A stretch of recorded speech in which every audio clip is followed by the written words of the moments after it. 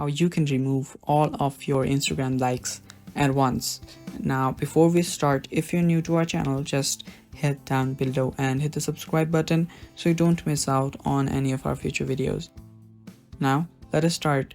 First, just open up your Instagram, and after you've opened it up, just go to your profile section, tap on the three lines on the top right. After you do that, you will go to your settings and activity.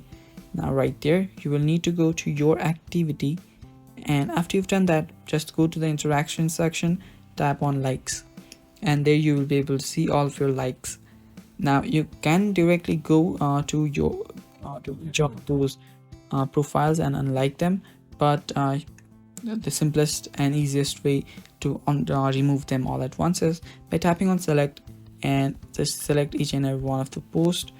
And after you've done that, just tap on unlike, and after you confirm that, all of your likes will just get removed.